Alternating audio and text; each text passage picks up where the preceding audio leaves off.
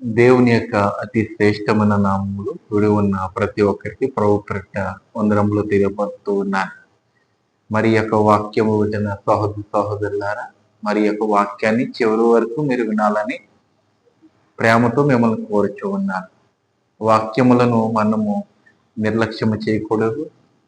ఈ వాక్యములు మనకి వినపడుచున్నప్పుడు మరి స్కిప్ చేయకుండా చివరి వరకు విని దేవుని యొక్క ఆశీర్వాదం పొందుకోవాలని ప్రభుపేట నేను మనం చేస్తూ ఉన్నాను. చిన్న ప్రార్థన చేసుకుని పరిచర్యలకు వెళ్దాం. సర్వశక్తియు మిక్కిలి కనికరము కలిగిన యేసయ్య నీకు వందనాలు.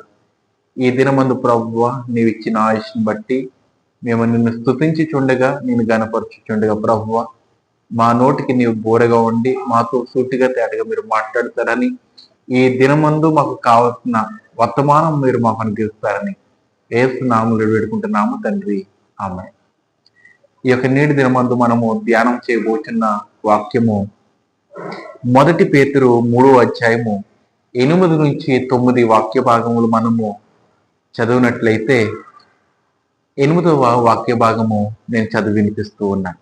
తుదకు మీరందరూ ఏక మనస్సులై ఒకరి సుఖ దుఃఖముల యందు ఒకరు పాలుపడి సహోదర ప్రేమ గలవారును కరుణ చిత్తులను వినయ మనస్కులై ఉండుడి.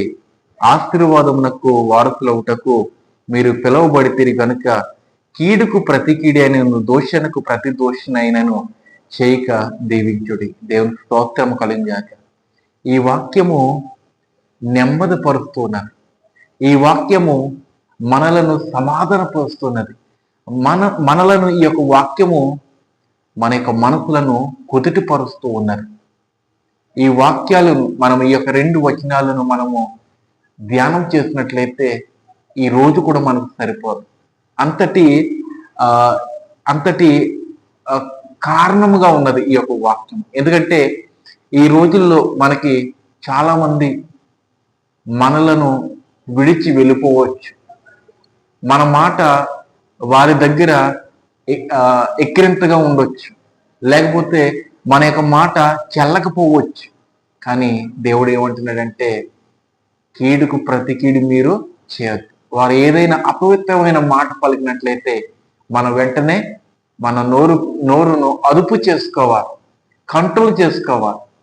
మనం కంట్రోల్ చేసుకుంటున్నామా లేదన్నది మన యొక్క వాక్యం ద్వారా మనం తెలుసుకోవాలి. ఏమండి, ఈ యొక్క వాక్యము అపోస్తుడైన పేతురు, అంటే అపోస్తులు 12 మంది ఉన్నారు. ఆ 12 మందిలో ఒక వ్యక్తిని మరి ఈ పేతురు రాస్తున్న పత్రిక. ఈ పత్రికలో చాలా ప్రాముఖ్యమైన వాక్యము ఈ యొక్క 8-9 వచనాలు. తుదకు మీరందరూ ఏక మనస్కులై ఉండడి. మనమందరం ఈ యొక్క చివరి కాలంలో అనగా దేవుని యొక్క రాకడ సమయంలో మనమందరము ఏక మనస్కులై ఉండాలి, ఏక మాటగా ఉండాలి, ఏక శరీరముగా ఉండాలి, ఏక సంఘముగా ఉండాలి. ఇవన్నీ మనము ఎన్నో రీతులుగా మరి చెప్పుకుంటున్నాము, కానీ ఏక మనసు కలిగి లేకపోవచ్చు ఉన్నది. కుటుంబములో ఏక మనసు లేదు, సంఘములో ఏక మనసు లేదు. అలాగనే మరి బయట కూడా ఏక మనసు లేకుండా తిరుగులాడుతున్న వారు ఎంతో మంది మనకి కనబడుతూ ఉన్నారు. కనుక మనము ఏక మనసులై ఉండాలని ప్రభు చెప్తున్నాడు. ఒకరి దుఃఖముల యందు ఒకరు పాలు.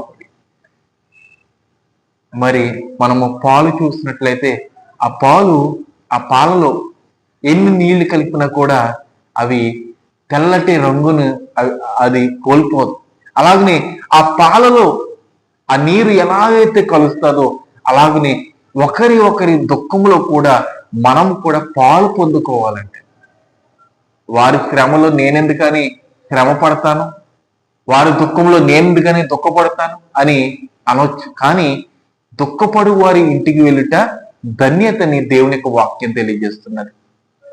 ఎంతటి వాక్యములండి ఈ యొక్క వాక్యములు!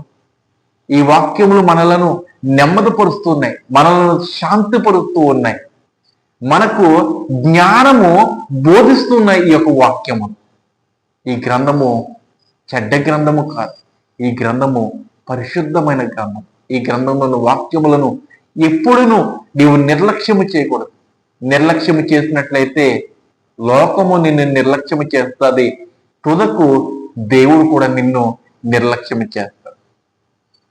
ఎందుకంటే చివరి వరకు దేవుడు నీ కొరకు కనిపెట్టుచూ ఉన్నాడు. చివరి వరకు ఆయన, ఆ యేసుక్రీస్తు కూడా నీ కొరకు నా కొరకు ఆయన చివరి బొట్టు, రక్తపు బొట్టు కార్చి మనకి రక్షణ ఇచ్చి ఆయన వెళ్ళిపోయాడు. మరి అది మనం జ్ఞాపకం చేసుకోవాలి. సహోదర ప్రేమ గలవారును, కరుణ చిత్తులను, వినయ మనస్కులై ఉండడి. వినయ మనస్కులై ఉండాలి, సహోదర ప్రేమ కలిగి ఉండాలి. ఏమండి, ఇవన్నీ మనకి కలిగి ఉన్నదా? ఇవన్నీ మనము కలిగి ఉన్నట్లయితే దేవుడు ఏమని పిలుస్తున్నాడో తెలుసా? ఆశీర్వదింపబడిన జనులారా. ఆ వాక్యం, ఆశీర్వాదమునకు వారసులవుటకు మీరు పిలువబడతారు. ఇవన్నీ మనం చేసినట్లయితే ఆశీర్వాదం మనము పొందుకుంటాం. కేవలము ఉచితముగా ఈ యొక్క ఆశీర్వాదము రాదండి. మనం ఏదో ధనం ఇస్తే ఆశీర్వాదము రాదండి. మన యొక్క క్రియల మూలముగా మనము ఆశీర్వాదం పొందుకోగలం. మనం ఎటువంటి వెల చెల్లించే అవసరం లేదు, లేకపోతే బలి అర్పణలు మనం ఇవ్వవలసిన అవసరం లేదు. కానీ దేవుడు ఏమంటున్నాడు తెలుసా? నీ హృదయాన్ని నాకు ఇమ్ము, నీ హృదయాన్ని నాకు ఇమ్ము అంటూ ఉన్నాడు. ఆయనకి మన యొక్క హృదయాన్ని ఇచ్చినట్లయితే ఇవన్నీ మనకి కలిగి ఉంటాయండి. ఇవన్నీ అనగా సహోదర ప్రేమ, అలాగనే ఏక మనస్సు, కరుణ చిత్తులు, వినయ మనస్సులై మనం ఉంటాం. అలా ఉన్నామంటే ఆశీర్వాదములకు వారసులవుటకు మీరు పిలువబడతారు. గనుక కీడుకు ప్రతి కీడైన, దూషణకు ప్రతి దూషణైనను మీరు చేయకూడదు. అలాగనే మనము చేయకుండా చక్కటి రీతిగా ఈ రోజులో ఎవరైనా మనలను హింసించినట్లయితే, ఎవరైనా దూషణ పలుకు పలికినట్లయితే ఎదురుగా మనము దూషణ పలుకు మనకి రాకూడదు. అటువంటి ఆలోచన మనకి మన యొక్క మనసులో పుట్టించకూడదని ప్రభుపేట నిర్మాణం చేస్తున్నాను.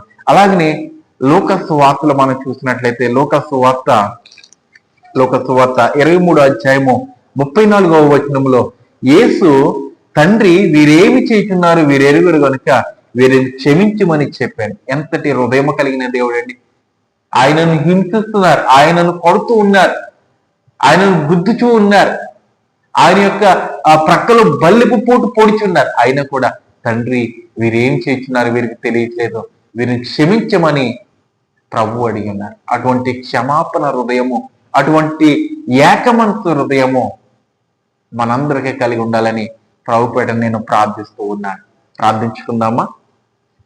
సర్వశక్తి మిక్కిలి కనికరము కలిగిన యేసయ్య నీకు వందనాలు.